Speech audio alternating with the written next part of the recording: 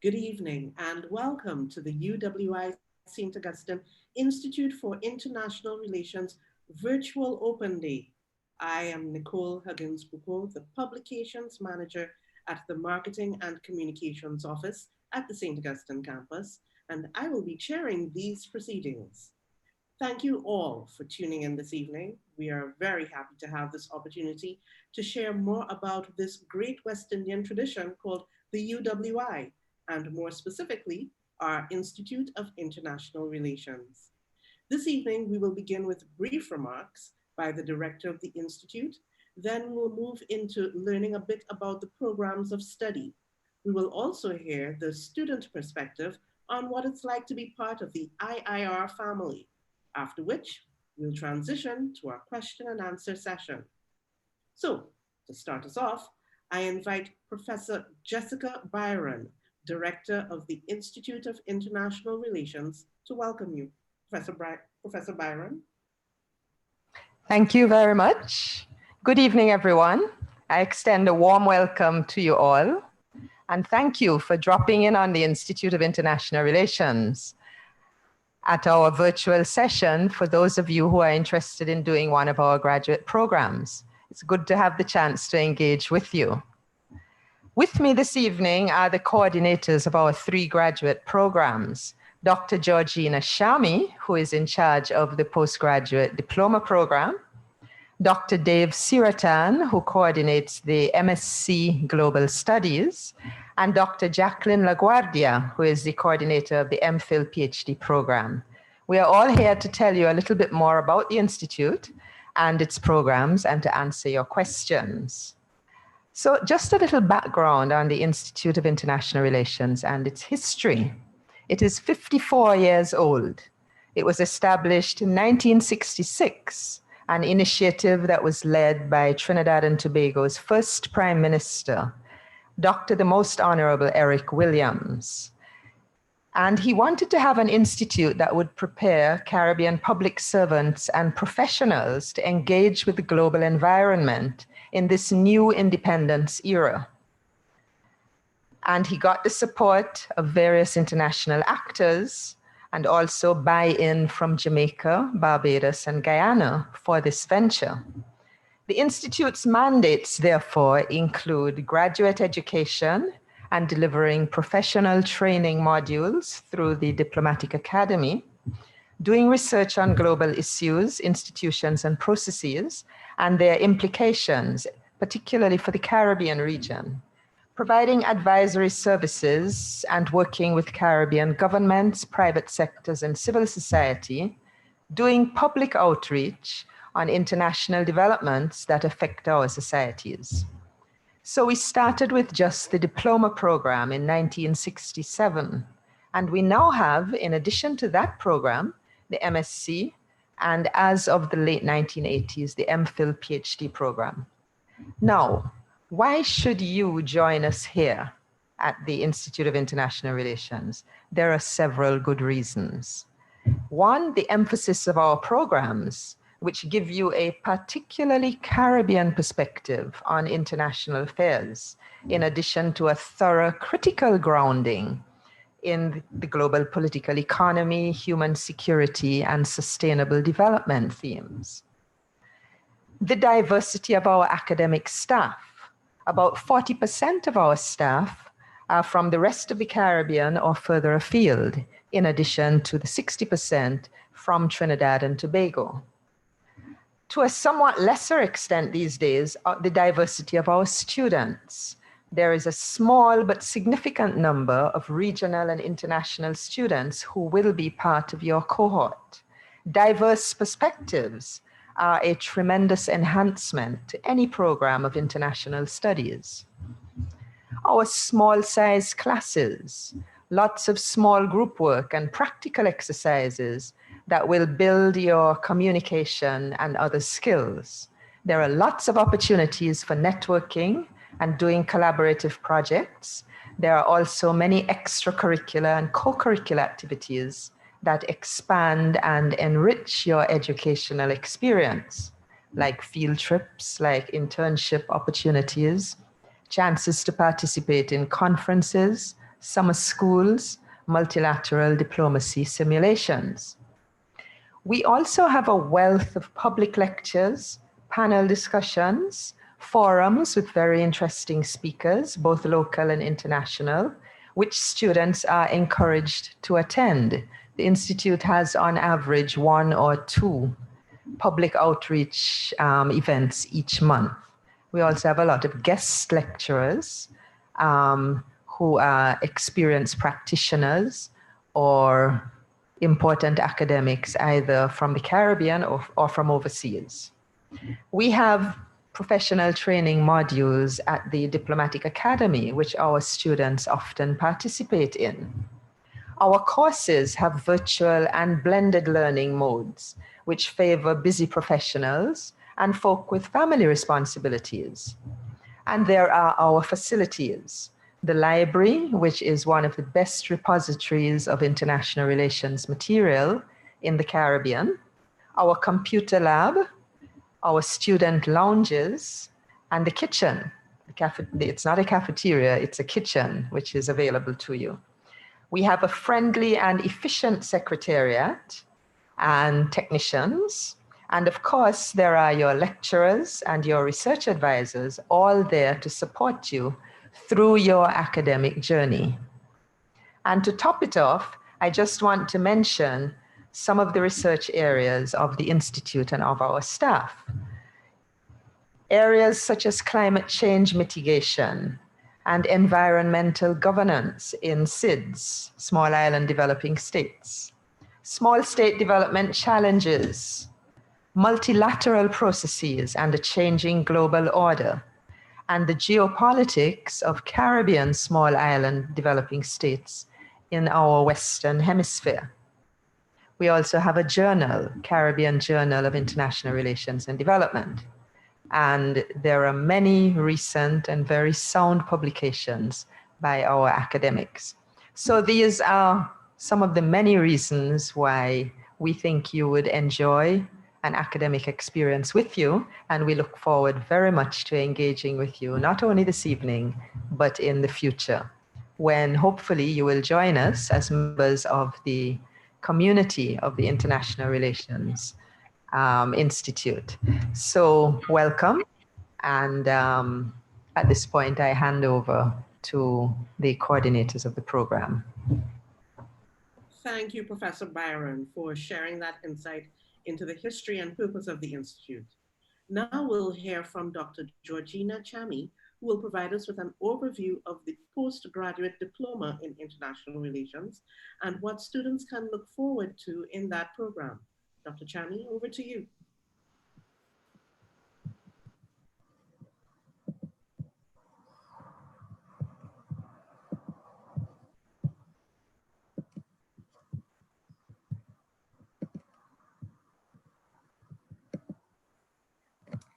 Thank you, Madam Moderator, and good evening to our viewing audience. It's a pleasure to provide a brief overview of the diploma program in international relations. So when we talk about international relations, we can be speaking of many, many subjects. It's multidisciplinary, but very importantly, some of us may have that attraction or passion for learning about different cultures, customs, foreign policies, why states operate the way they do. So, we deem ourselves to be xenophiles. And then some of us want to have a better understanding of why particular issues are happening in our environments. We have recently the COVID-19 pandemic. So you want to be able to understand how we could address some of these issues. So you become problem solvers. And very importantly as well, game changers. We all want to have a role in our society where we can understand and identify with some of the challenges, and more importantly, how we can resolve those challenges. And that's how we become game changers as international relations scholars and experts. Very importantly, some of us will be working or even within our student environment. You are required to practice good negotiating skills. Not always will you find people who share the same viewpoints. And at the Institute, we thrive on this particular issue. We always like to ensure that our students develop that skill set of good interpersonal skill, strong analytical and research capabilities, and in so doing, be able to work not only with societies and people, but more importantly, how can students make that appropriate transition from the school environment to the world of work? So let me give a brief overview of what the program entails in terms of the courses, entry requirements, etc. So generally, it's a one-year program, full-time, part-time, 2 years. There are 9 taught courses, and students will be required to do a specialized seminar. I'll elaborate on this in the subsequent slides. In terms of entry requirements, we would appreciate if students could have a GPA on average of 2.5 or above. And we like to stress on having a second language. Why? In our growing global interconnected environment, it's important that our students be prepared to have adequate knowledge of a second language. Now, sometime in some instances, we do require an interview, and that's primarily with students who don't have a formal background in international relations or government or political science.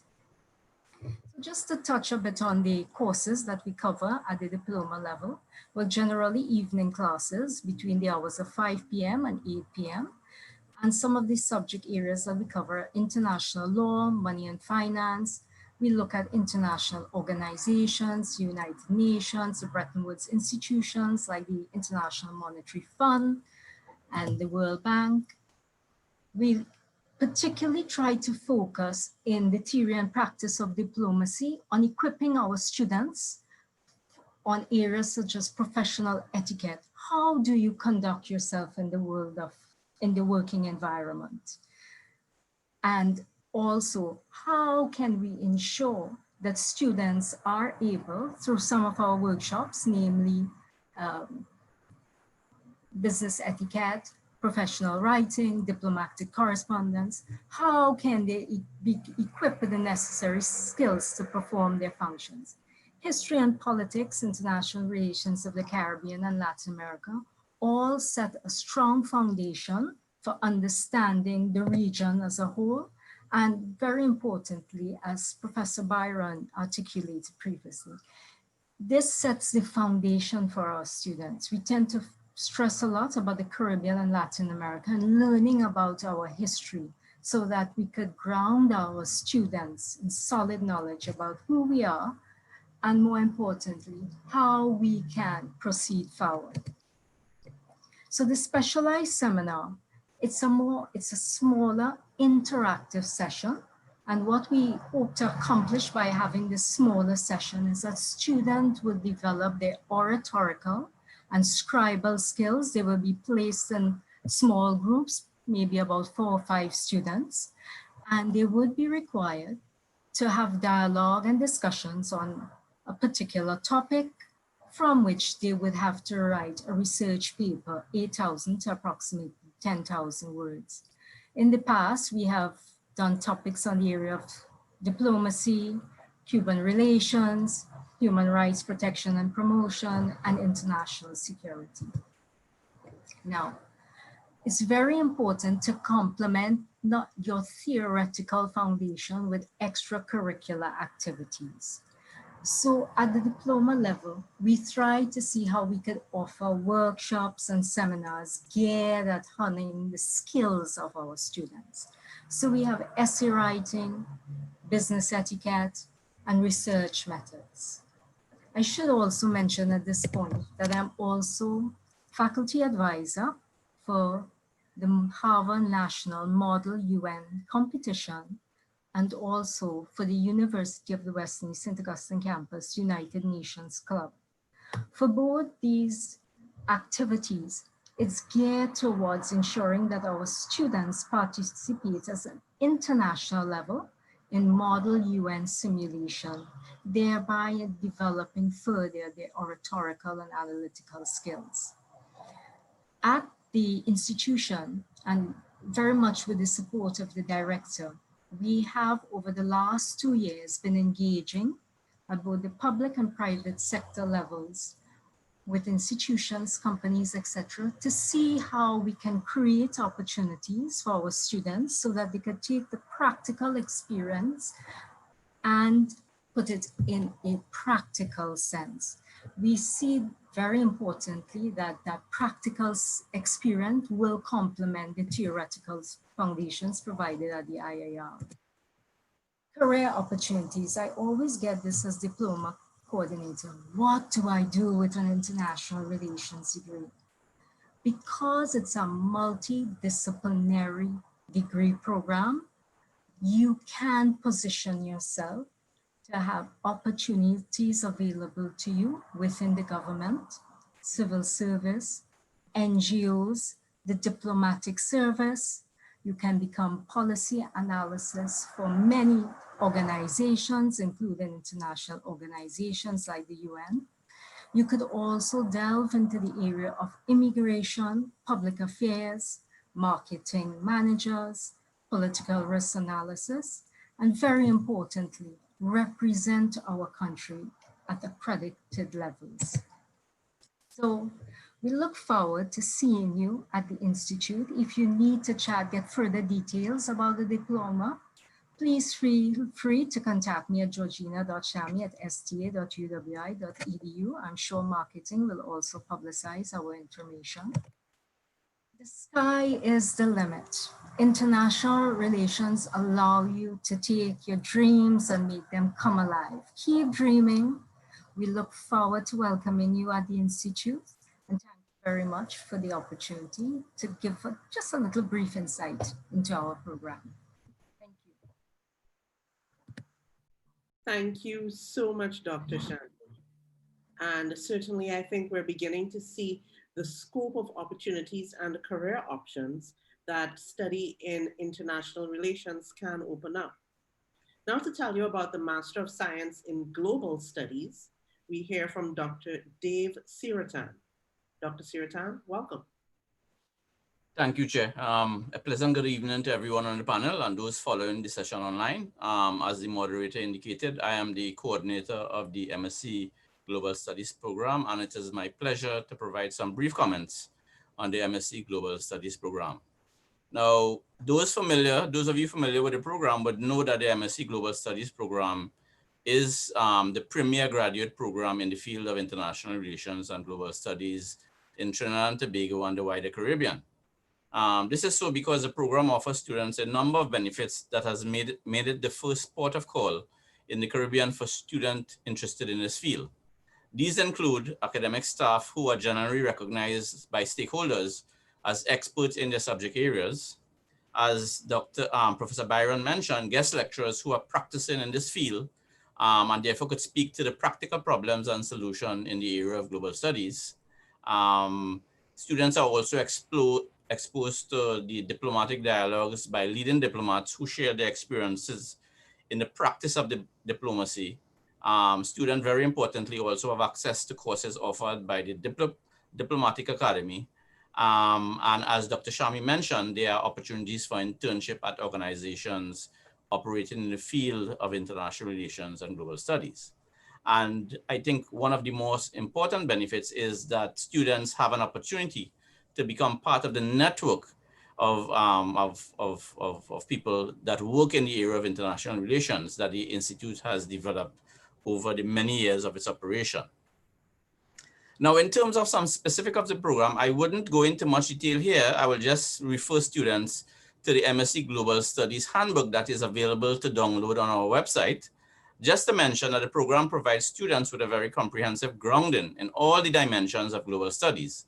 In particular, the program offers courses in the main thematic areas such as international economics, international law, advanced theory and methodology, international diplomacy, foreign languages, which Dr. Shami mentioned, as well as the very important course on research methods.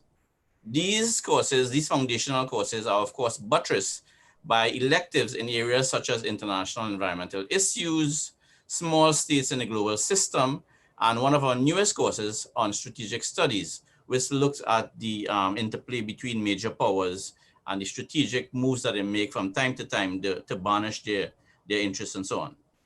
Very importantly, students can also take courses they may be interested in, but are offered by other departments in the social sciences. So together with the courses that the Institute offers specifically, as well as those available in the General Faculty of Social Sciences, there's a wide range of electives that students could actually take on board during the course of their study.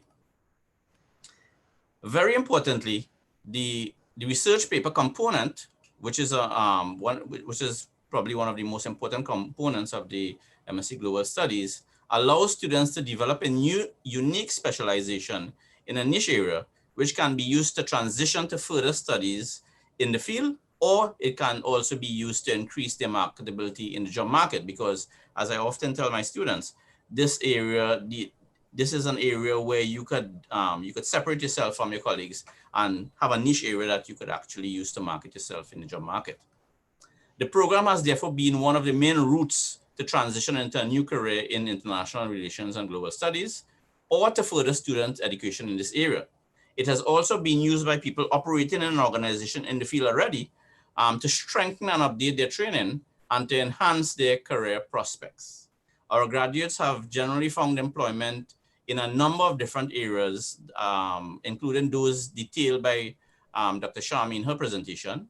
And they include embassies and consulates, as she mentioned, NGOs, universities and other tertiary level educational institutions, government and quasi-government organizations in Trinidad and Tobago and in the Caribbean, international organizations such as the Inter-American Development Bank, the International Labor Organization, and so on. And very importantly as well, private sector companies and organizations. The employment prospects of our graduates are even better now in this increasingly interconnected world, where the multidisciplinary nature of this program has become even more attractive to prospective employers in a range of different organizations. And as you would know, businesses in particular have now to be aware of what's going on in the global arena, and our graduates are increasingly attractive to these organizations. So in closing, I want to extend my welcome to incoming students for the academic year 2020-2021. As I said before, further and more detailed information is available online through our MSc Global Studies Handbook, and I will be also happy to answer any questions that you may have in the question and answer session. And I therefore wish to again welcome students, the incoming students, and wish them a rewarding and successful year ahead. Thank you. Thank you, Dr. Siratan. And viewers, I hope that this information is helping to better inform your decision to choose to join us at the UWI St. Augustine. We will be addressing your questions shortly, so keep them coming in the chat. We will now hear about the MPhil and PhD programs offered by the Institute. These are the research degrees. So to hear more about these, I now hand you over to Dr. Jacqueline LaGuardia Martinez. Welcome, Dr. Martinez. Yes, thank you very much. Welcome all of you. Thank you, colleagues, for making this session possible. As you already mentioned, I'm going to talk about the Master of Philosophy and Doctor of Philosophy in International Relations.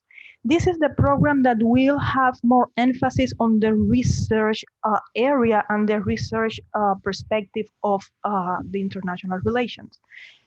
This is basically a program for the ones among you that actually would like to make a career that is more based on research, that is more based on an academic, scholarly profile. And definitely in the times we are living, this is a very important area since we are looking major changes in the world.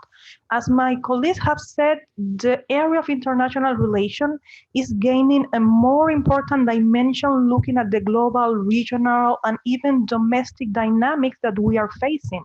So it means that the following and pursuing a career on research will be most important, especially in the current times we are living. So I will just briefly introduce what are part of the main requirements and characteristics of our of the program of Master of Philosophy, and then becoming a potential PhD candidate, and finally obtaining a degree in international relations on the most upgrade level in terms of research.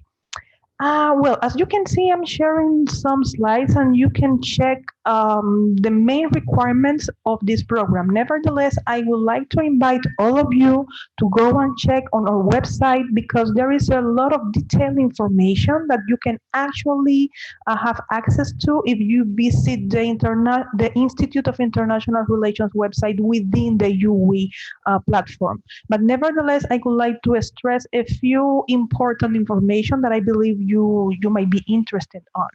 Well, first, I would like to stress this is a research degree. The fact that it's a research degree means that you are required to show grades that speaks already about your capacity and acquire skills on research. So we are going to be looking for candidates that already have a master's degree with some type of direct relation on international relations. You can also come with a master's degree on social studies, political studies, but definitely you need to have a type of background that already will be directly related to research on the area of international relations. Also, you will be required to demonstrate you have skills for research. And how are we going to measure that? Because part of the requirements is for you to approach to us not only showing your CV, but only showing an initial proposal.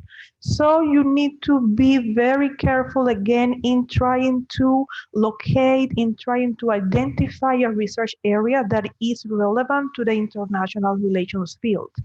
Even if we are talking of a program that has to do with research, it does not mean that you are not going to be required to do some type of courses. And as you can see in the requirements, there is an amount of coursework you will be demanded to do as well. And it will change depending if you decide to follow the path of an MPhil or if you decide to upgrade to a PhD. And this is also something very important. Most of our candidates will be accepted as MPhil candidates. And while you transit your way and you make your research and you make progress on your research, then you will be evaluated in terms of, are you going to be allowed to actually becoming a PhD candidate, or you might be, or you prefer, maybe you will prefer to choose and complete the MPhil. So all of that is part of this very dynamic process that I would like to stress is a very individual path, because we are talking about a research degree. Pretty much each student follows a very individual type of lonely, I might say, journey. Research for an MPhil PhD sometimes could be very challenging, sometimes could be very demanding. So this, I would like to stress the importance for students to be especially equipped in terms of having this mature resilience in terms of research and in terms of the determination that will demand from all of you to engage in this journey. Nevertheless, I don't want to be very negative, because we will be more than happy to have you here as part of the Master of Philosophy and Doctor of Philosophy in International Relations. But it is important for you to know that it will demand a lot of individual responsibility and commitment. But if you have that, and if you have the determination to becoming a researcher on the field, we are equipped at the Institute to give you all the support and to guide you in terms for you to be able to finish the degree. So usually the time you will spend will change. There are students that have the possibility of signing as full-time students, and we have most of our students actually prefer to register as part-time. It depends of your other obligation. It depends of your own individual circumstances. But the program at least will have you engage in it between 3-4 years, and the length of it will change depending again on your individual circumstances. Here I would like then to show some of the areas we have the expertise at the Institute to provide supervision for you.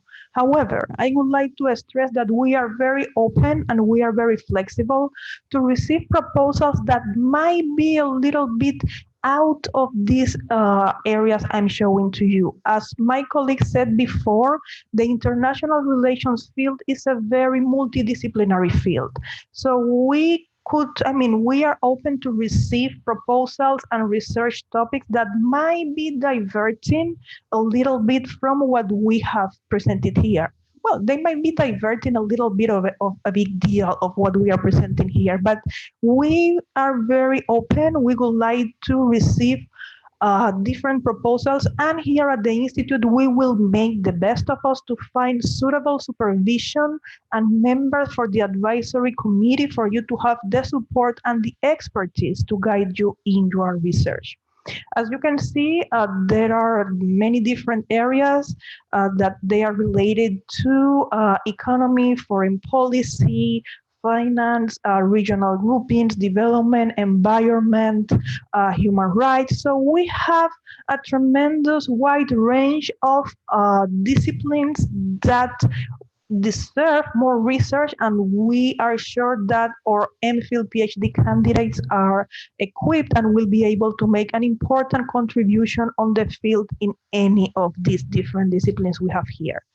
I thank you very much for your interest, and I'm sure that we will find very determined students that understand that they have a special commitment and desire to be out there researching and making important contributions, and we will be welcoming you on the Institute.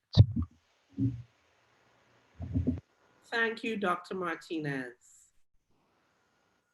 So we've heard now from the lecturers of the Institute. Now it's time to hear some student testimonials. And we have 2 video presentations for you. The first is from Dr. Ryan Abraham, and the second will be from Dr. Genevieve Philip Durham. And just to let you know that Dr. Philip Durham is also with us live this evening, if there are any questions you would like to direct to her. So first we start with Dr. Ryan Abraham, and he'll tell us about his experience as a student with the Institute of International Relations.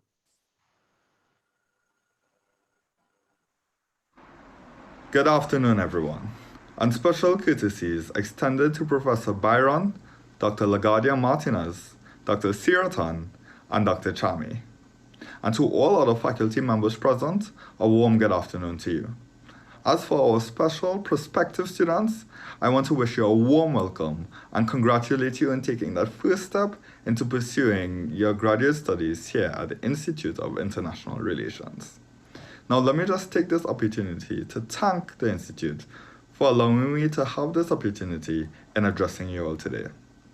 Now, having been a recent graduate of the postgraduate diploma, I must say that the opportunity has been phenomenal. Not only was I able to engage within the classroom, but through the Institute and through all the extracurricular activities I partook in, I was able to have what I'd fairly deem a holistic experience. Now, outside of the classroom, we had a lot of opportunities. The most memorable among them being the University of the West Indies and the University of Leicester summer program.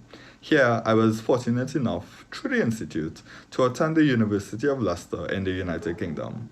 There, me and other like-minded individuals engaged in conversations, in approaching and tackling real-life problems and gaining real-life pragmatic practical solutions to these problems. Yeah, it's various topics such as global health, the environment, we discussed. In addition to this, we were able to be guided by and counseled by skilled educators, such as the sister of our very own Professor Byron. It was really a phenomenal experience. In addition to this, I would say like the Harvard National Model United Nations. Now, for all of you budding diplomats out there, this is definitely something worth getting into. I say this because at the Harvard National Model United Nations, yeah, it's a mouthful, right? But at this conference, it is literally the best of the best, I'd say, students from universities all around the world coming together to tackle real issues faced at the United Nations and all the subsidiary bodies within the United Nations.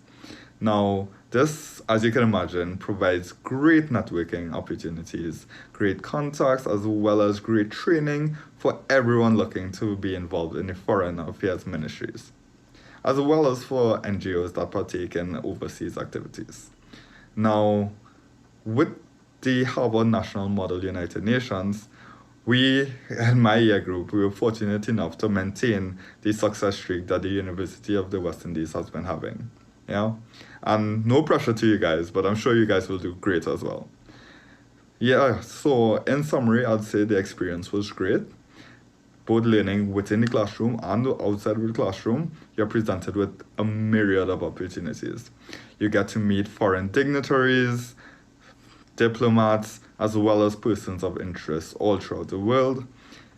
You get experiences with persons who are known globally, and not just locally, not just regionally, but also internationally. And it's up to you, the prospective students, to make the most of this situation. And through this, and through the supportive staff and lecturers that we have here, I'd say go for it. Now is the time to make the most of your situation. Now is the time to commit to this plan that will definitely better your life. I thank you. Wow, that was quite interesting, that particular experience that Dr. Abraham had. We're queuing up our second video, and as we do that, I just wanted to let you know that we do have a Q&A segment coming up a little later. I also want to let you know that the campus is gearing up for a September start, and we anticipate that teaching will be done in a hybrid mode, and we'll get into more of that a little later on. Our video is ready, so let's hear from Dr. Genevieve Philip Durham and her experience as a student with the Institute of International Relations. Greetings to all prospective PhD International Relations candidates. I'm Genevieve Philip Durham, and I'm proud to say that I've completed all levels of my graduate studies at the UWI Institute of International Relations. When I began my postgraduate diploma, I realized that the institute was very family-oriented and the administrative staff were very student-centered, which for me meant that 50% of my stress was managed. Similarly, the academic staff were not just knowledgeable in their subject matters, but they were very accessible, supportive, and student-oriented. And throughout my PhD process, thankfully, those standards have never fluctuated. I've also benefited tremendously from the mentorship of my supervisor, Dr. Matthew Bishop, who was there to guide, support, and encourage me. From research publications to conference attendances and internships. The main academic reward for me has been the ability to establish myself amongst an amazing network of scholars and colleagues who share similar interests, and ultimately, the ability to contribute to the body of comparative research on Caribbean small island territories. Since upgrading from my MPhil to PhD, I've been maneuvering the worlds of management and academia. My background in IR has enabled me to function in diverse contexts, both regionally and internationally. I've benefited from leadership roles at institutions which make very important decisions for the education, policy, economic, and institutional trajectories of the Caribbean.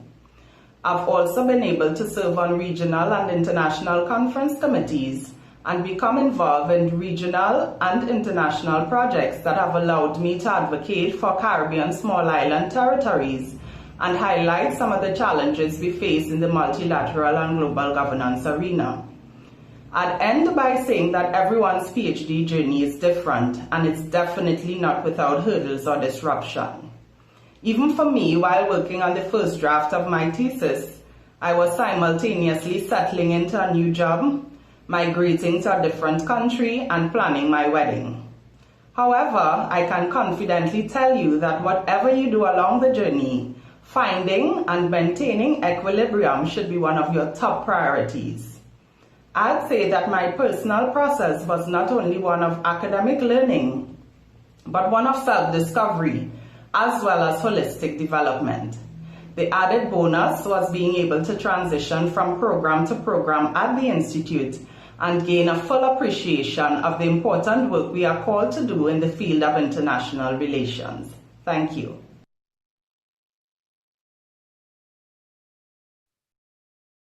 Wow, I may have some questions for Dr. Philip Durham, not just about the program, but also about multitasking. that was incredible. Thank you so much. And just a reminder that she is here live with us in case you have any questions that you would like to direct to her.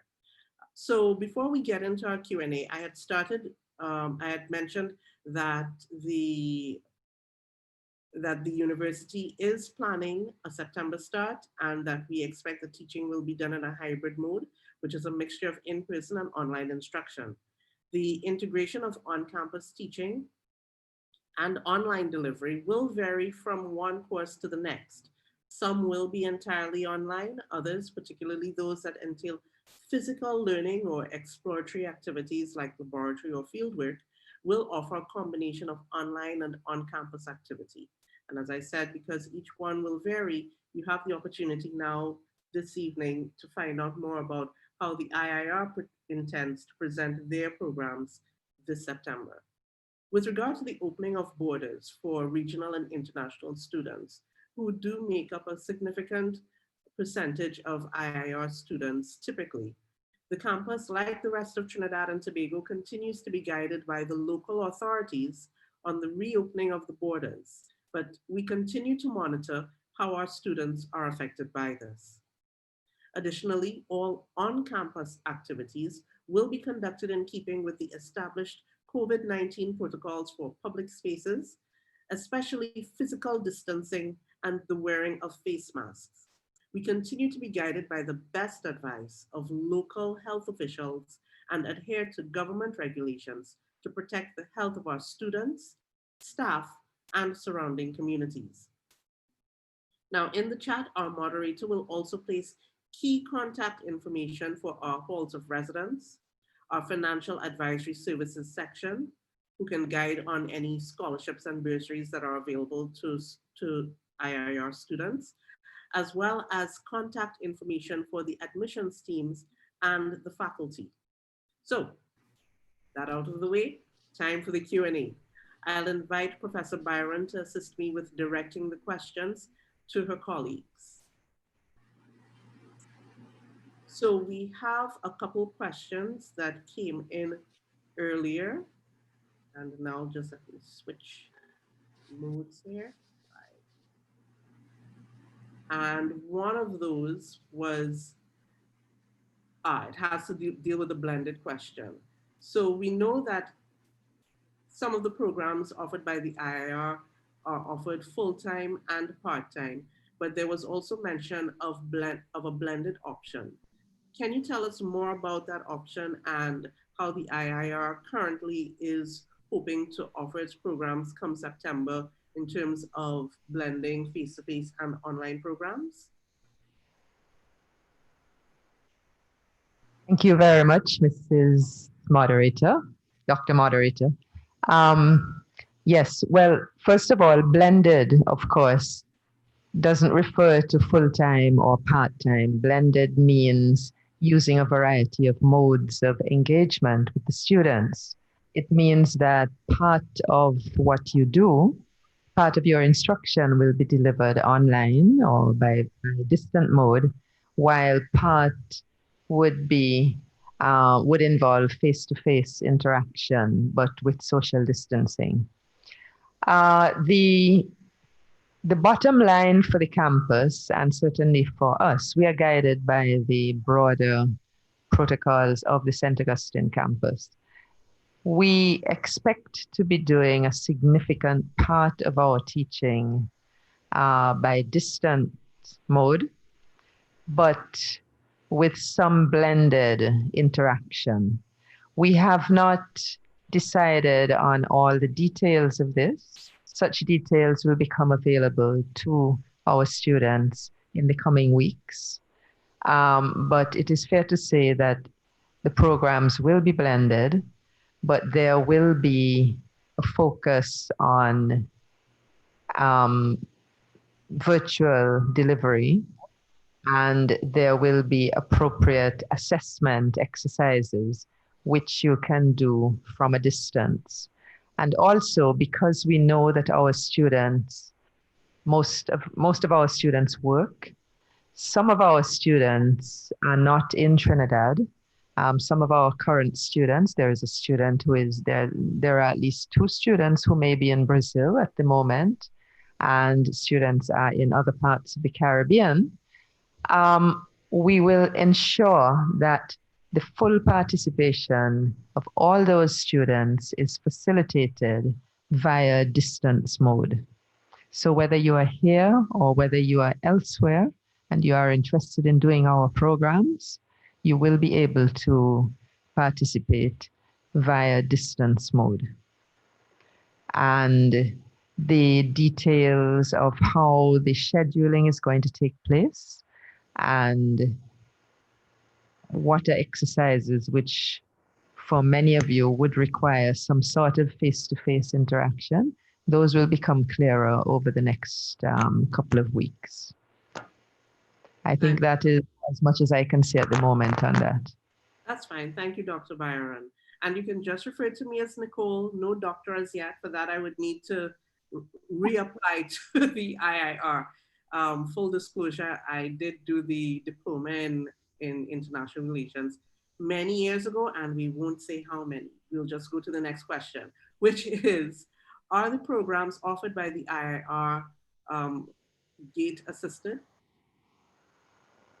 I can answer that as well. Yes, our postgraduate programs are all gate assisted for Trinidad nationals. And I have a bit of information on that. Students who were enrolled in the program from 2017 and up are required to do a means test by gate. And in that way, excuse me, the extent of their gate support will depend on the results of that means test. So if your family income is above a certain level, you get 25% support. So 25% of your tuition fee would be covered by gate. And if your household income is below a certain level, you would be entitled to 50% of the coverage of your tuition fee. So there is gate coverage for our postgraduate programs, but of course it is subject to these particular requirements. And if a student skips the means test, you automatically receive 25% funding through GATE. Okay, thank you very much. As we're on the topic of funding, let me just ask this question. Are there any existing grant funding streams to support student academic research?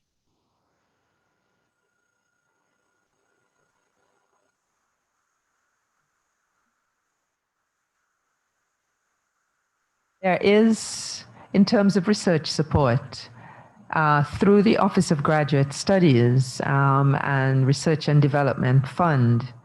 Well, first of all, there are UE scholarships for high-performing MPhil and PhD students. There are a certain number. They are, people are selected on a competitive basis each year for those UWI graduate scholarships. In addition to that, MPhil PhD students who have advanced well in their programs to the point where they are about to do their fieldwork, they, with the help of their supervisors, with the support of their supervisors, they can apply to the Research and Development Fund in order to receive financial support for their fieldwork.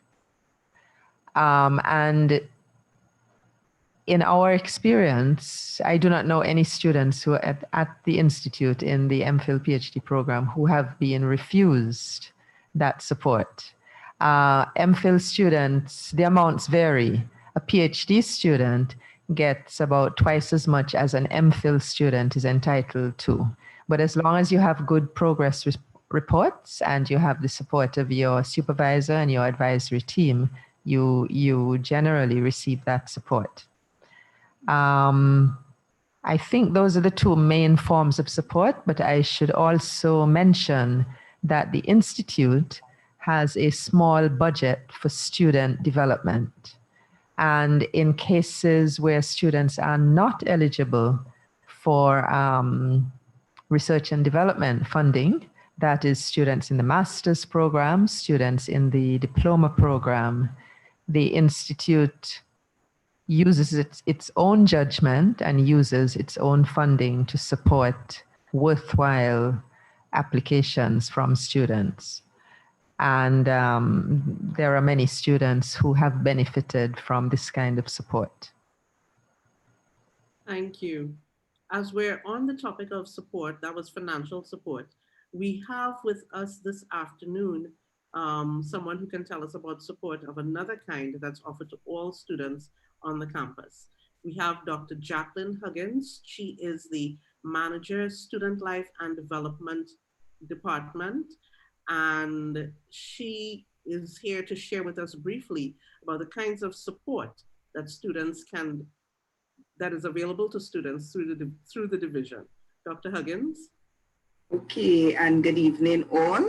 And I am from the Division of Student Services and Development, and my department, as was said, is the Student Life and Development Department.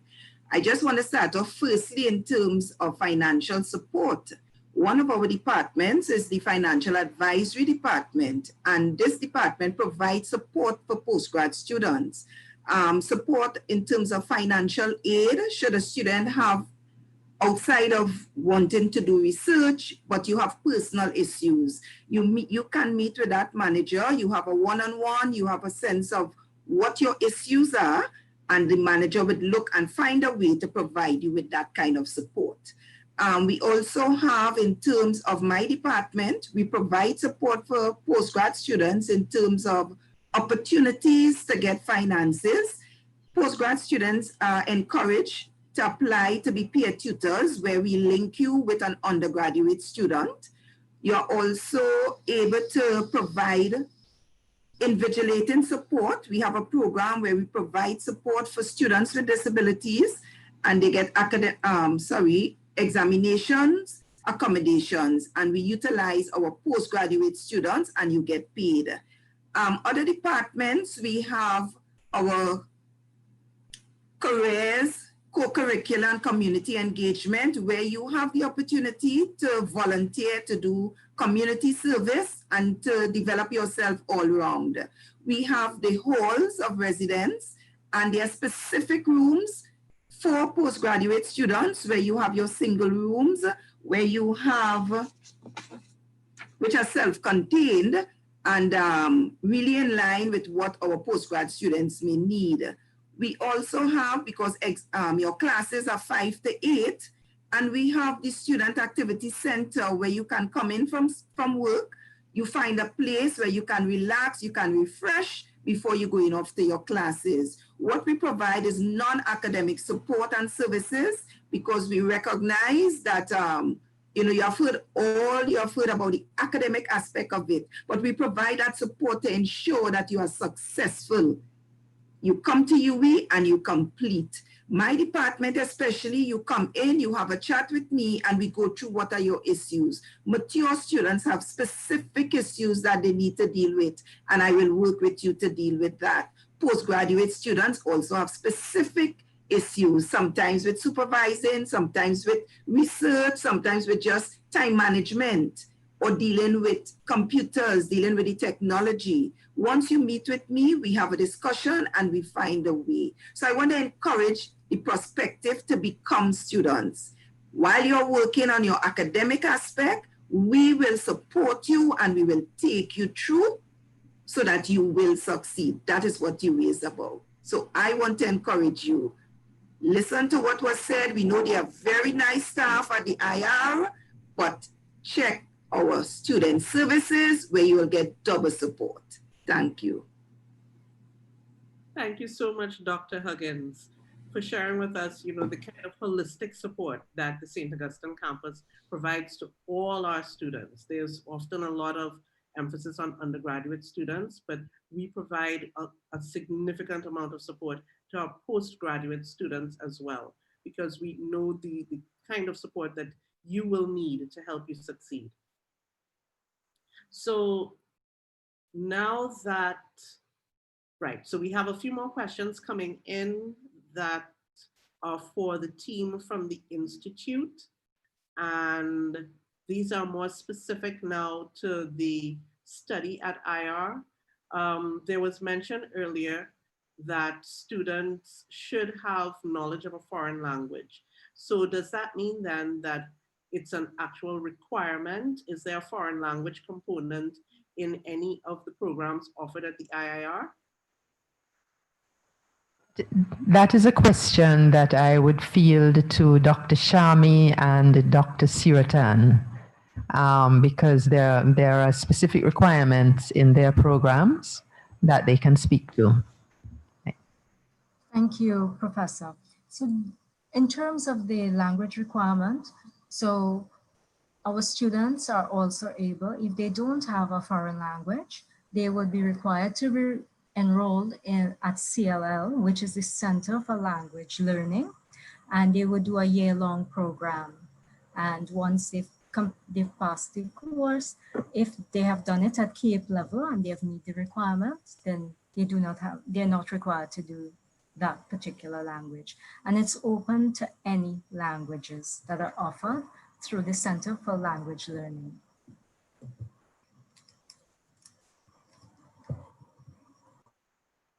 Just to add to what Dr. Shami said, the situation with respect to the MSc Global Studies is very similar. If you have a language that you would have done at CAPE, you are exempted from that particular requirement. You have to, of course, apply to get exemption. And if you don't have the course at the CAPE level, then you have to do any courses, any foreign languages offered by the Center for Language Learning. Thank you. Thank you. And I believe the Can I just add something to that? Now, I wanted to just encourage the prospective students not to see the language requirement as a requirement, a hurdle that they have to jump over. Having proficiency in at least one other language, and hopefully more than that, is a tremendous boost to your career. Particularly if you are contemplating having a career which involves engaging with the rest of the world. It allows you to be culturally more aware. It increases your communication skills tremendously. And it is an opportunity to be able to learn Chinese or to do Japanese or to do Spanish. We live in a largely Spanish-speaking Spanish or Portuguese-speaking hemisphere. So it is actually a great learning opportunity and not merely a requirement that you have to meet in order to get the degree. Thank you. Thank you, Dr. Barron. So the next question that we have here, can I transition into the MPhil or the PhD programs once I've completed the postgraduate diploma?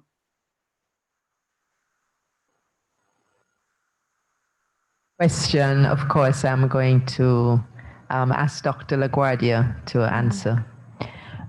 Well, the requirements of the MPhil PhD actually will ask you for having a master's degree.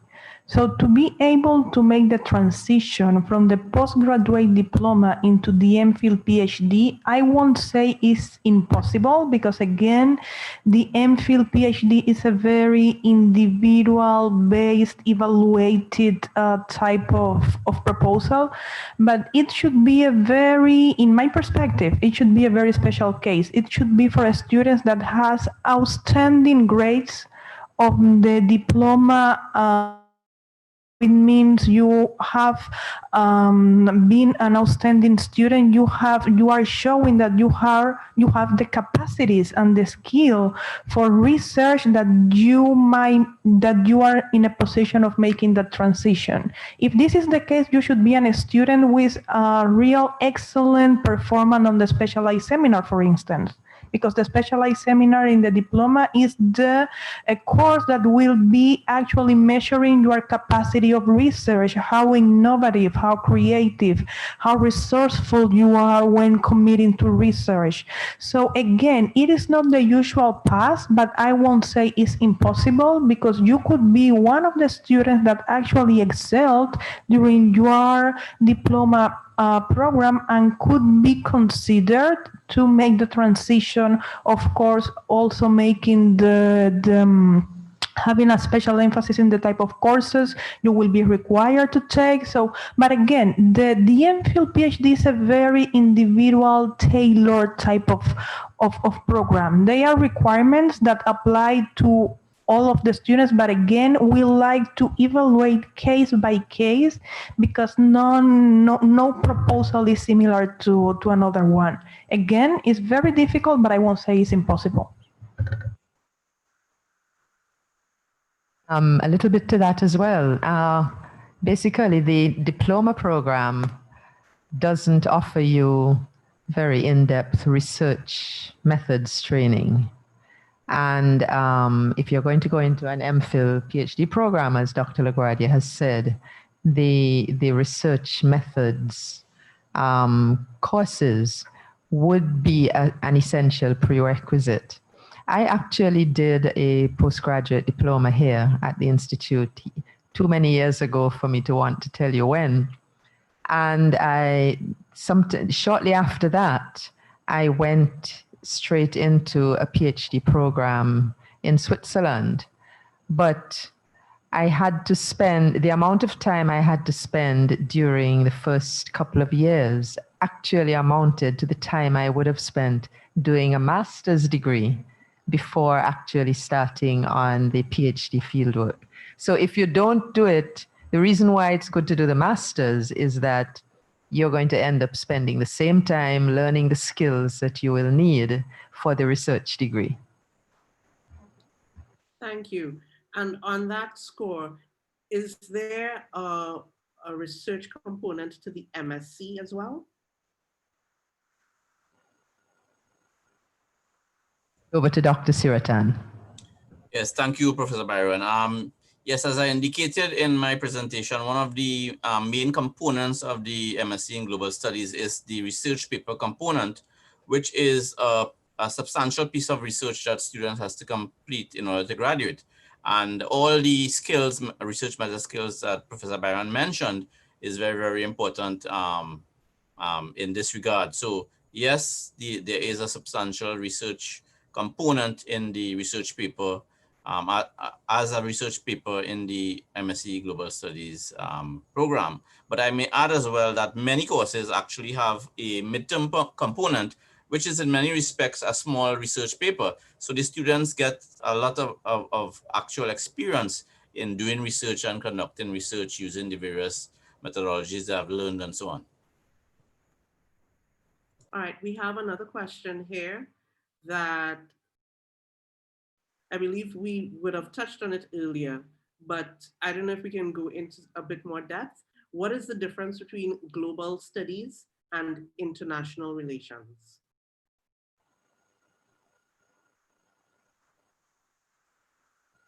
Members of my team want to take a shot at that one. This is a question of, well, I'll start with Dr. Siratan. I'm sure that he can provide an explanation, and then if Dr. Shami or Dr. LaGuardia wish to provide an additional comment. Thank you, Professor Byron. As Professor Byron indicated, this is an area where there is some debate. My understanding of the difference between global studies and international relations is that international relations is a bit of a narrow field, whereas global studies focus on a lot of things that are impacted by global systems in terms of international politics and international economics in particular. So I would say that the main distinction really is the breadth of the discipline of global studies, which is broader than international relations, which focuses more on international relations theory, on diplomacy, and those traditional type of IR courses. But global studies, given the way the world is going and the interconnectedness through finance, trade, and politics, global studies is a discipline that focuses more on these broader issues that the global community have to grapple with. I don't know if that answers the question. I don't know if anybody else wants to tackle it as well before we go on to another question.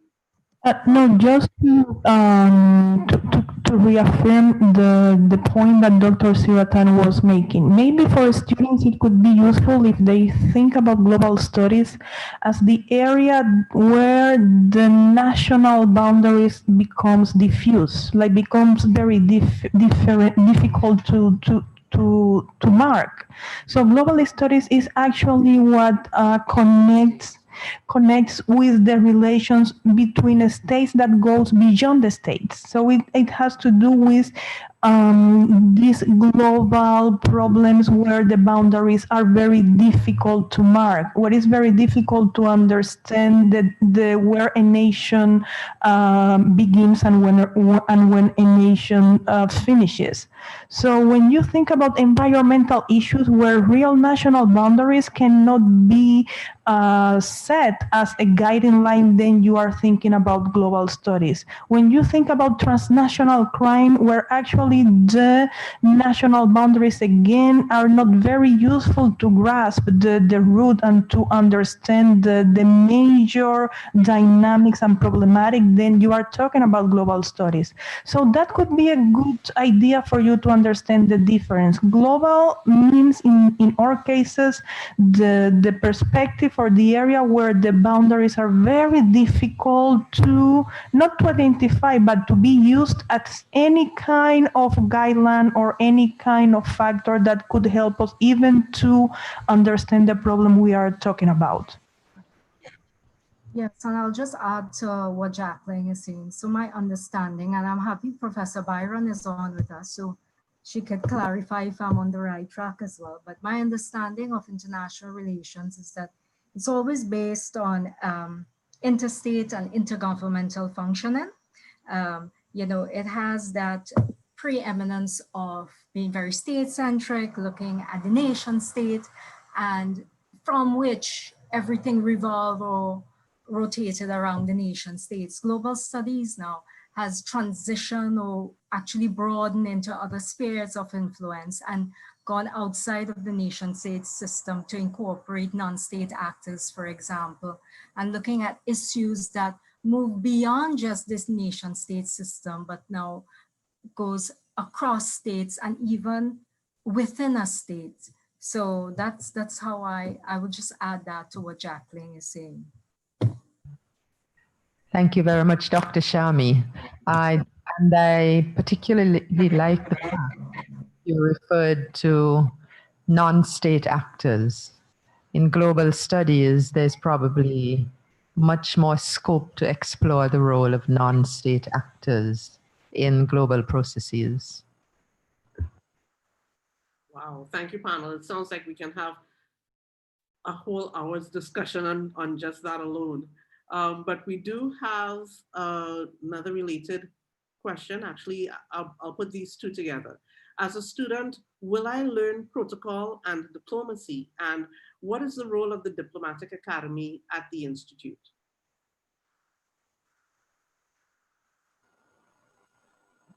Right. I am going to ask Dr. Shami to answer that question. One, because she is our main lecturer on diplomacy, and two, because she's very familiar with the work and the offerings of the Diplomatic Academy. I have a little bit of material on their upcoming programs as well. But Georgina, over to you. Thank you, Professor. So I lecture in the area of diplomacy, both at the diploma and master's level. And very importantly, through the director's office, we do a lot of engagement with the private and public sector so that we can ensure that our students are very equipped for the world of work. Some of the issues that have been signaled to us is in terms of professional etiquette. So we have designed projects along the areas of diplomacy. So we have a number of different workshops that we do for our students at the different levels, diploma, masters, and we also open it up to MPhil, PhD students within recent time. So we cover, for example, professional etiquette. And what we do is we have experts coming, namely people who worked at the Ministry of Foreign Affairs, former chief of protocols and ambassadors who engage with our students and offer within the programs brief sessions on professional etiquette, diplomatic correspondence, where we focus on things like proper writing skills and forms of communication, reports, memos, writing aid memoirs, all that would really hone and improve the skills of our students scribally. In terms of the Diplomatic Academy, there are a number of modules designed and geared towards different aspects of diplomacy. Professor Byron, I know, will outline to you some of the workshops, of the modules that have been done. But at the Academy, we do offer a very intense, very well structured and organized module called protocol and etiquette, which is called the professional etiquette. It runs roughly for about 5 days, and you have a very, very detailed sessions in terms of covering different areas of diplomacy.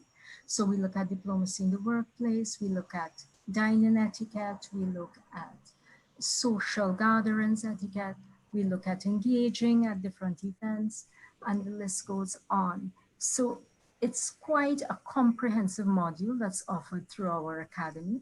And of course, because of our engagement with our external stakeholders, there have been several modules that have been offered and designed in collaboration with the private and public sector, so that we can meet the needs of our society.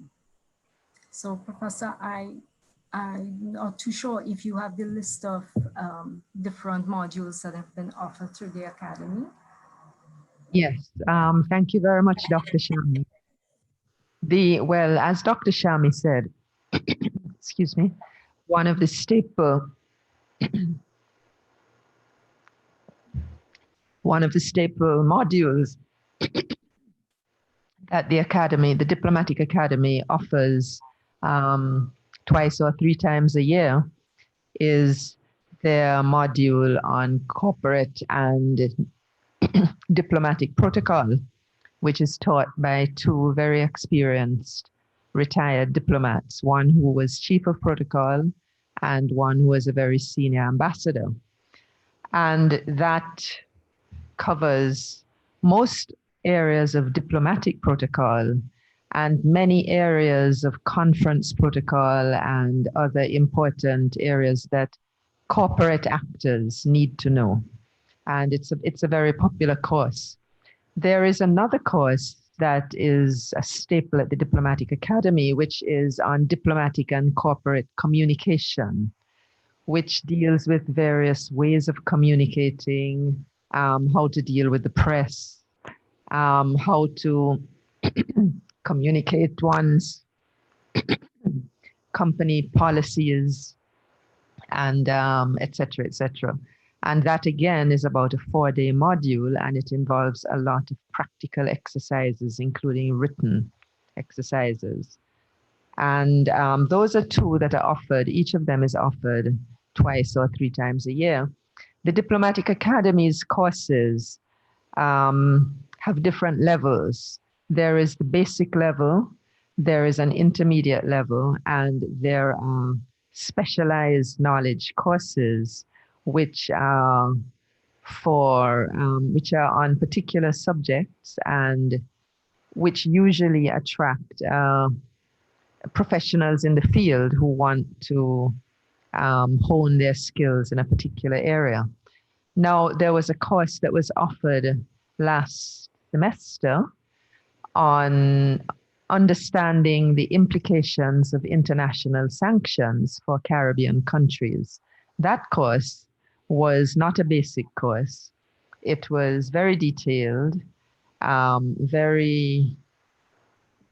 required a certain amount of study. There was a lot of reading material attached, and it was delivered by very well-trained academics who do extensive research on sanctions and who deliver similar courses at the United Nations and elsewhere.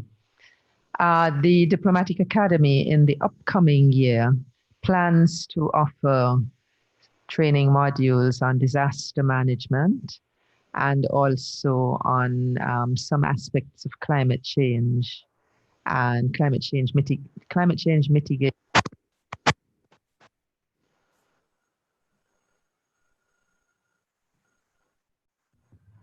Climate change mitigation and adaptation.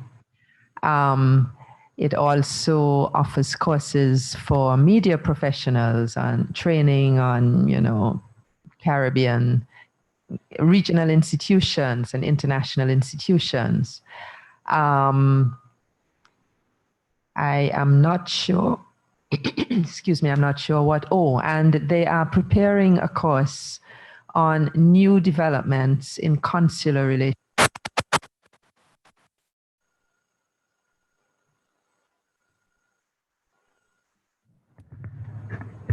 Sorry about that technical difficulty.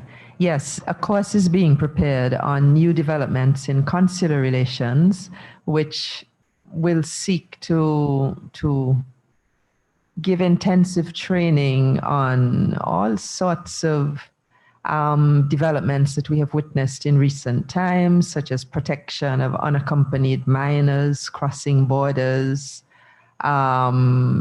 protection of nationals during situations like COVID pandemic, and so on. So these are some of the Diplomatic Academy's new courses that are coming on stream. And of course, they have a number of staples on processes in the United Nations and in other multilateral organizations and so on. Now, what I would like to stress is that for our students, the Diplomatic Academy courses are open to students of the Institute. They come at a fee, of course. Often there is a discount for students from the university, students and staff from the university. And we have been in the habit, working with the Office of Graduate Studies and Research, if it is possible to subsidize the participation of a few graduate students at these courses, that is done. It does not mean that everybody is going to get a subsidy, But for each course the Diplomatic Academy has put on certainly in the past 2 years, a certain number of subsidized places have been offered to graduate students at the institute and also in other parts of the university. They are regarded as professional development courses, and we think that this is an important part of the training that we offer to our students. Thank you so much. We have a question here that is directly for Dr. Philip Durham. And it is, how do you refine the focus of your thesis? And do you have any advice for anyone embarking on the MPhil? Thank you for the question. Dr. Durham, there you go. Can you hear me? You're very low. Try again. Much better. Okay. I didn't hear the first part of the question. Sure. Can you repeat? How did you refine the focus of your thesis, and what's your advice for anyone embarking on the MPhil?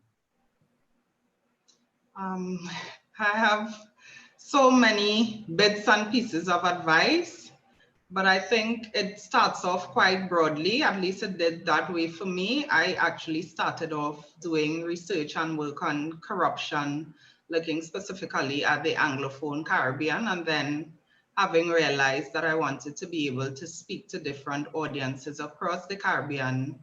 And at the point in time when I started, the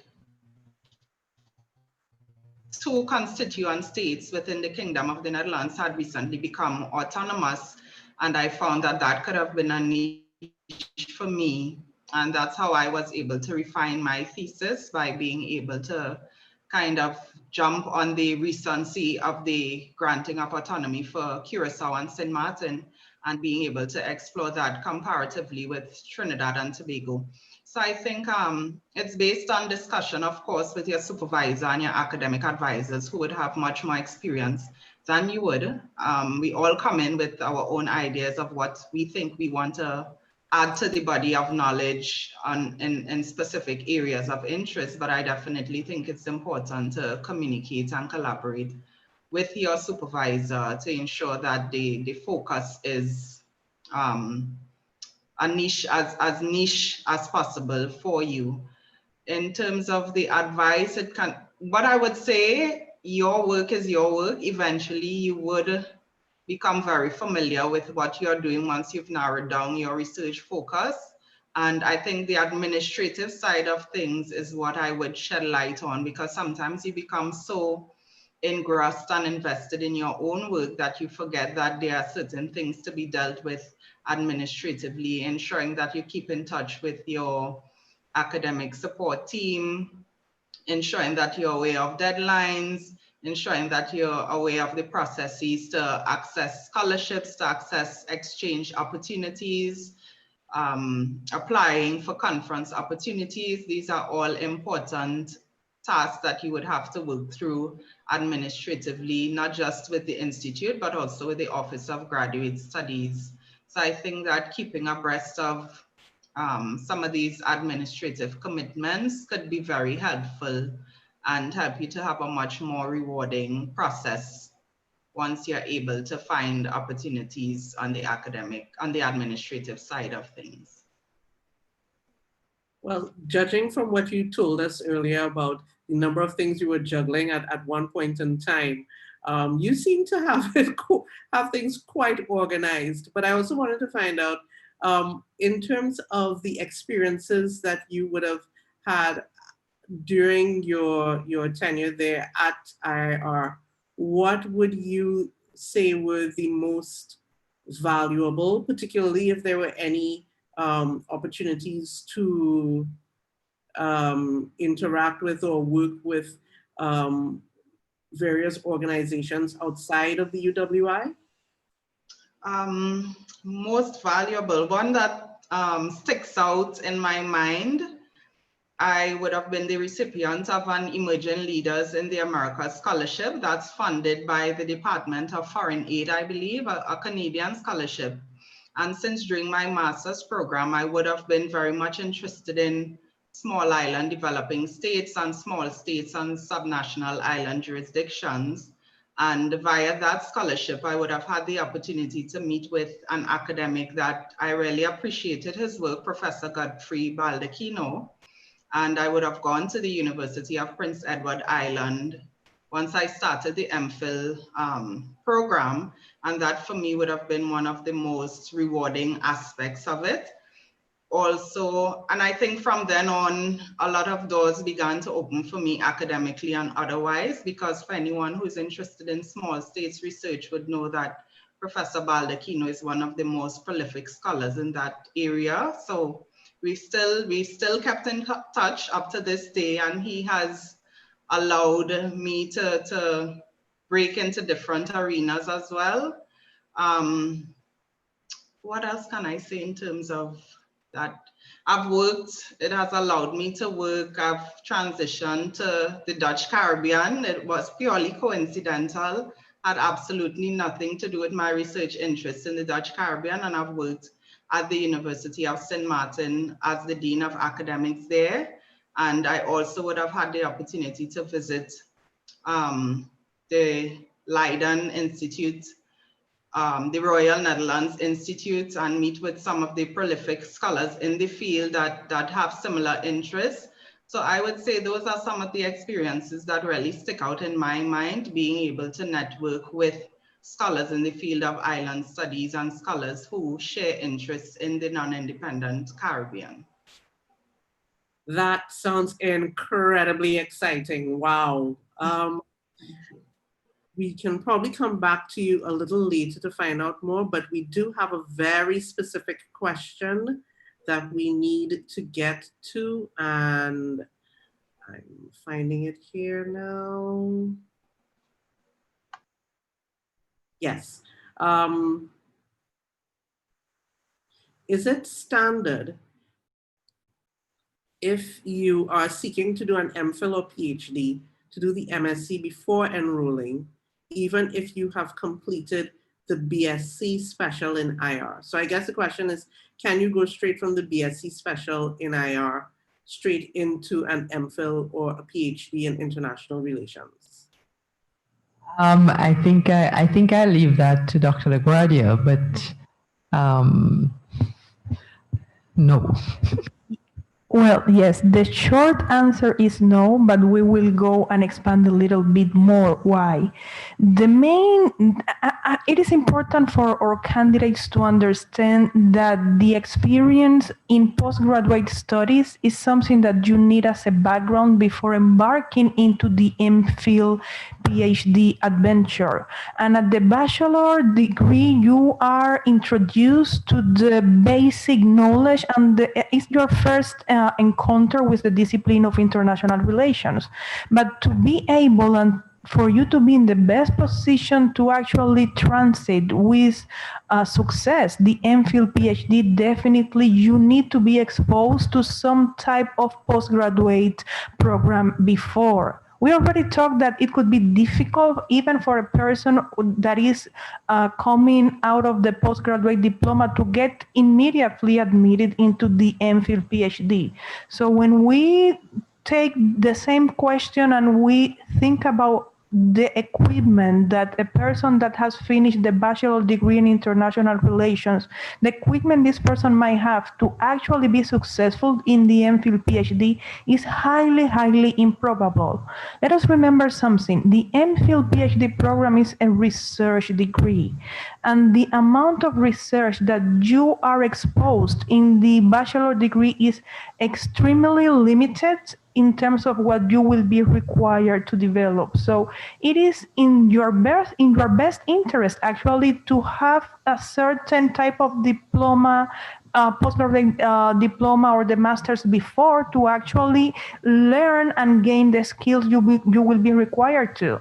because let us suppose you there is suddenly a change of requirements and bachelor students are admitted in the MPhil PhD. In my perspective, the amount of success will be highly limited because you will be demanded to perform with certain skills and abilities you have not had the time and the opportunity to actually develop. So this is why we are so we put the emphasis in how important it is for you to have a postgraduate program in your CV before considering the MPhil PhD. And it basically has to do with the type of skills and knowledge and maturity as a researcher that you are expected to show to have an MPhil PhD degree. Okay, thank you. We have another very specific question here.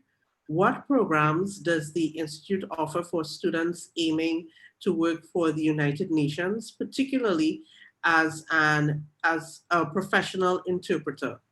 And they're also asking, if said student is a foreign national, where can substantive information regarding aid be found?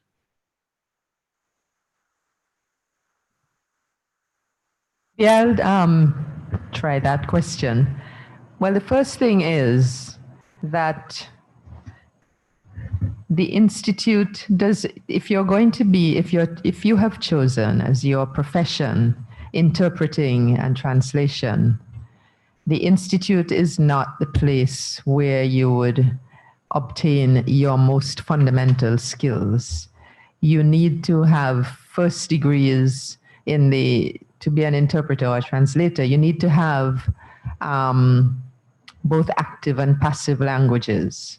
Usually the average translator will speak, or interpreter will speak at least 3 languages, will be proficient in at least 3 and probably another one or more. And you will get that sort of training in language departments and in a professional school of translation and interpretation, not at the Institute of International Relations. However, a program that also gives you an introduction to multilateral institutions, to global processes in trade, to international law, etc., will also be very useful. And so you find that many interpreters or translators would have tried to do at some point a postgraduate diploma in international relations to give them a broader knowledge of the field. I have quite a few friends who are UN interpreters or translators. And they're usually extremely bright people. Never ever try to play Scrabble with them. You will lose. You will lose miserably because they know every word in the universe. But the thing is that one day, if they're freelance, this week they'll be working with the WTO, and they will be studying copious amounts of trade law.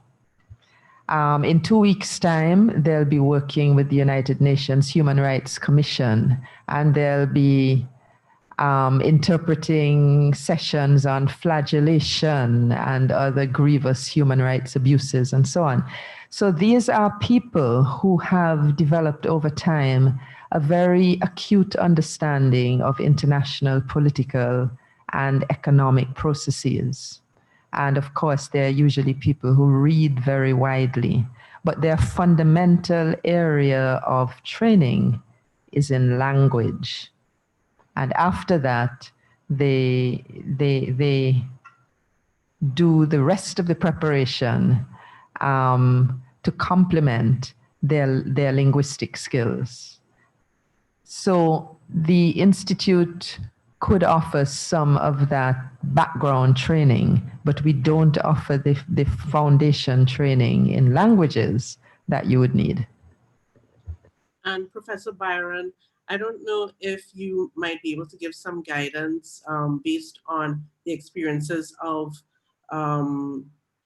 foreign students at the Institute in terms of where do they normally, get their financial support?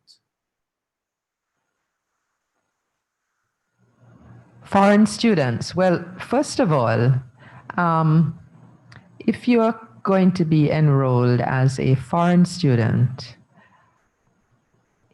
you are expected to have come prepared to pay your fees. The fees of international students are higher than the fees of Trinidadian students. Trinidadian students' fees are heavily subsidized by the Trinidadian government. That is what the GATE program is all about. There is a particular fee structure for CARICOM students, and then there is a fee structure for international students. Those fees are quoted in US dollars and are substantially higher. So there are three types of fees. You, as a foreign student, you will not get your visa, student visa, until you have presented proof that you have paid your fees. You have to have paid a whole year's fees up front before you will be given immigration approval to do the program. So my advice to a foreign student would be that you have to have your finances worked out beforehand, whether in the form of a student loan from your home country or you're using your own resources. But the fees have to be paid in advance, and you need to have a clear idea of how you're going to support yourself while you're doing the program. Now, there may be scholarships. There are some scholarships. Foreign students are as eligible as anybody else for a UWI research scholarship as long as they qualify for it. And there may be other bursaries which they would qualify for on the basis of academic performance. Foreign students, as like any other UWI student, a foreign student is eligible for the various types of support that are offered by the university. Invigilating, being paid for that, tutoring where possible, and so on. Those are the types of support that would be available, but those types of support, in my experience, they help your living expenses, but they are not going to be sufficient to cover your tuition expenses or even all your living expenses. So I think that when you are a foreign student studying somewhere, and I say this from my own experience, I've never studied in my own country. Either you have a scholarship which you have obtained from your own country, or you have some sort of international funding, or you make sure that you have at least the basic income that you will require to see you through your studies. That can be supplemented by other jobs, but you need to make sure that you have a basic income to get you through your studies. That would be my advice. Great, thank you. I'm not sure if Dr. Huggins may be able to add to that. I don't know if maybe that's a student who should be checking with their government to see what scholarships are available to support them. Mm-hmm. Yeah, just to confirm what the professor has said, before students will be able to pass through immigration, they will have to show that they will be able to cover their expenses. Now, when a student is in Trinidad and there are some daily expenses they are unable to meet, for instance, groceries, that is where the financial advisory services will come in. And based on that student's status, will be able to provide that kind of financial aid. But in terms of paying for their tuition and, those things, they would certainly have to get either their family members, a scholarship from the government, and even the postgraduate department. Student services will just give to cover, you know, your daily expenses. Thank you so much. We have one more question, I believe, before we wrap up. And again, it's another very specific question. So if you're interested in a highly cross-disciplinary area of study, particularly where there's an overlap between political science and economics, would this kind of study be facilitated at the IIR, or is it something that should be steered towards the departments of economics or the Department of Political Science over at social sciences? Okay, thank you very much. Well, before I answer that question, I would just like to say on the former subject of foreign students, now that we are using far more remote means of delivering programs, this in fact has facilitated foreign students because it is much easier now to do a large part of your program in your own country. And you may have to be here for a while or maybe not at all. For instance, we have a student from the past year's group who has now returned to his country, and he participated in all the courses that were done in semester 2, in the latter part of semester 2, from his own country, which is a considerable distance away. Everything was done virtually. So that reduces to some extent the financial challenges that foreign students may face. But of course, the fees have to be paid whether you are here or you are there. The basic tuition fees must be paid in order to do the program. On the most recent question, international relations and global studies are by their very nature interdisciplinary areas of study. The basic courses that you would do, the basic building blocks in any postgraduate degree in international relations or global studies will include international law, international economics, maybe some international history and politics, etc. So we are an interdisciplinary field, and particularly for research students who come in, often their research, the questions that they want to explore requires an interdisciplinary or a multidisciplinary approach. And what we work on doing is finding the right supervisory team. And our supervisors are not limited to the institute. We collaborate a lot across the university with experts in various areas from other faculties and other departments. And we also lend our services to other faculties as well.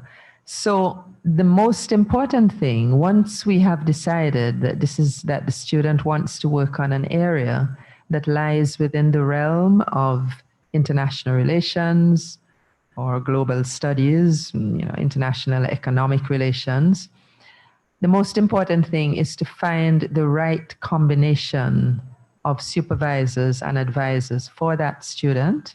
And the student may have a team which will always have an anchor in the institute, 1 or 2 people drawn from the Institute of International Relations, but may well have an international economics professor from another department or faculty, or if it's, let's say it's something in the area of climate change or climate financing, there would certainly be an expert.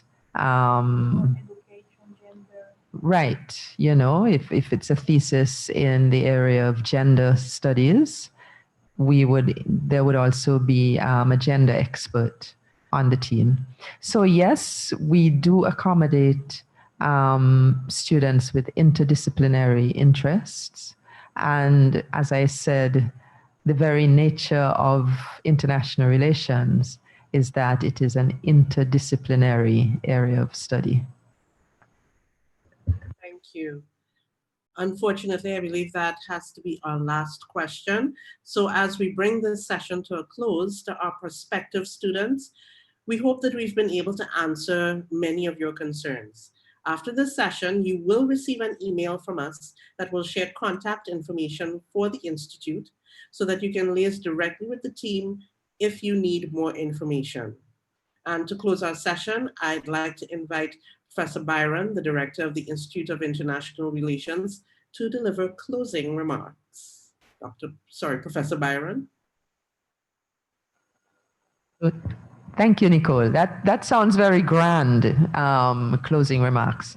And what I have to say is really quite short. Well, first of all, I would like to thank all of the interested people who logged on this evening and who posed a range of fascinating questions, all very relevant. I would also like, of course, to thank our supporting services, our colleagues from marketing, our colleagues from different departments at the university who have joined us and who have expanded the information available to students. I'd like to thank Geneve, Dr. Phillips Durham, and Ryan Abrahams, one of our graduating diploma students. I'd like to thank, and my colleagues for being here and for giving you so much information on the programs. And I really hope that many of you who have tuned in will feel guided to actually apply and to actually join us this year. The Institute of International Relations is a very warm community. It's a good learning space, and it is also wonderful to be an alumnus or an alumna of the Institute of International Relations. Many of us share that privilege, and you have a network that accompanies you throughout your professional life and throughout your life, your social life. Some of my closest, I studied at this institute a long time ago, and I have very good friends whom I met at the Institute and who are still my friends, good friends and colleagues. So I'd like to wish you all the best, and we look forward to welcoming you in the coming weeks, months. And if you can't make it here this year, we look forward to welcoming you next year. Thank you very much. Thanks, Prof. And I can second that with regard to the IIR. Once you're part of the IIR family, regardless of what year you graduated, which program you did, there is a bond when you meet someone and you go, oh, you were there too. And you really do have a network of persons afterwards that you can call upon. So thank you everyone for being with us this evening. Thank you to our panel, my colleagues over at IIR. Tonight's session is the third in a series of 4 virtual open days featuring our institutes and centers. We will also be hosting another postgraduate admission session next week, where you will be able to hear even more about the application process and what to expect as a UE student in September, specifically if you're entering as a postgraduate student. To participate in any of these sessions, visit us on Facebook, where you will see the updates and the registration link. It has been my pleasure to host you this evening. Remember, look out for the email from us, where we'll share the recording of this evening's event, as well as more useful resources. All of us at the UE St. Augustine look forward very much to welcoming you to our campus. We invite you to #BUE, and we wish you all a good night.